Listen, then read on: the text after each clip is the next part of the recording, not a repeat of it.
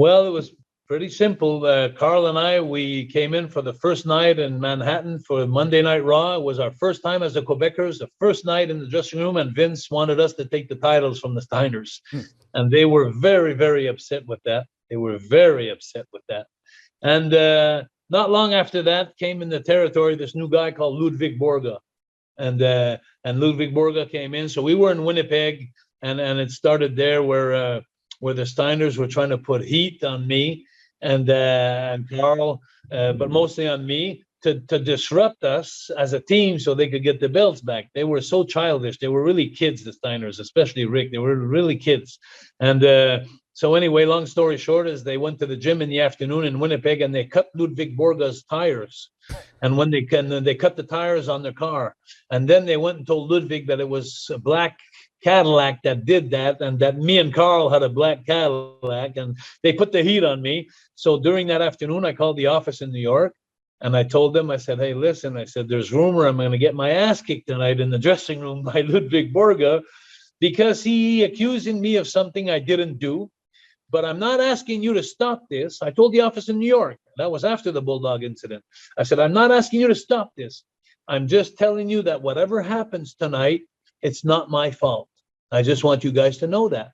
So I went back and I told Carl, I said, Carl, I don't want you to help me into this. Let me take care of what I have to do. But if ever you see me on the floor and I'm getting crippled, then stop it, okay? Just pull them off of me, don't let me die there. And so we got into the dressing room that night, and when I got to the arena, I opened the door, and to my left, Ludvig Borga was sitting down, and in front of him was Billy and Bart Gunn, and they were playing cards. And you know Billy Gunn, right? Yeah, of course, yeah. What was their team? They were called the Smoking Guns. The Smoking Guns. That's it. So they were playing cards, but everybody knew in the dressing room that the shit was going to hit the fan because the Steiners went and told everybody Ludvig's going to kick the Mounties' ass tonight. Watch this. And so when I opened the door, Ludvig is sitting down. He's a real tough guy, Ludvig Borga. He was known to be a real tough guy. Contrary to me, who's an artiste.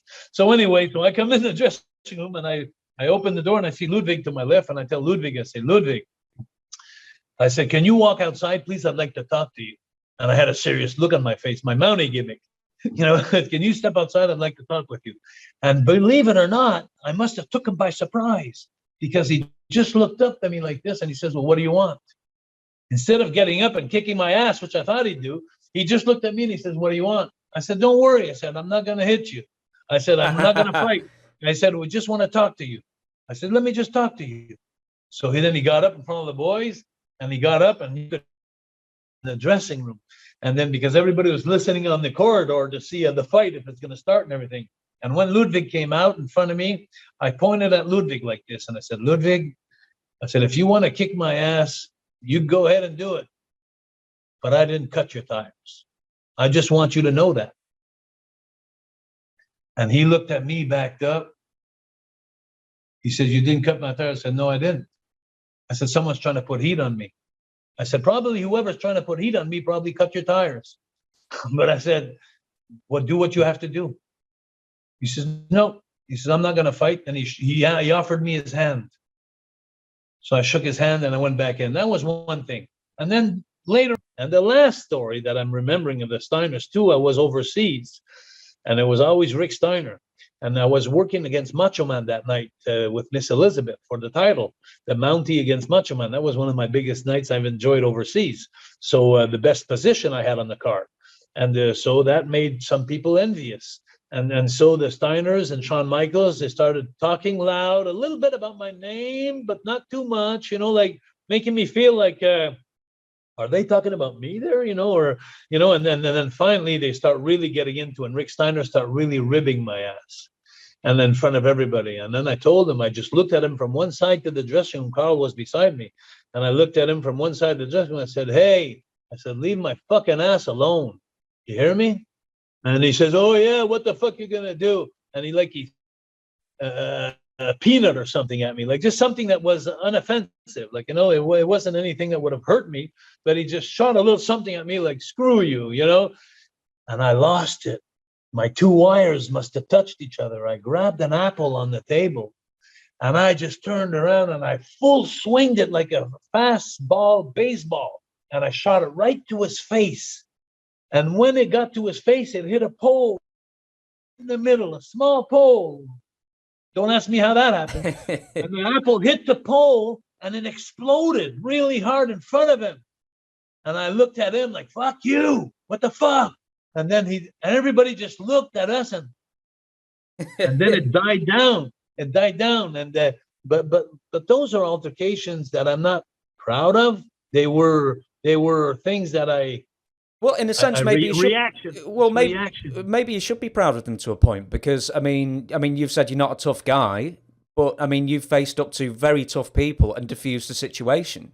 So maybe you should be proud of it. That's a nice thing for me to hear when you say I diffused some things. I mostly like to diffuse with my mouth, and just talk out of a fight.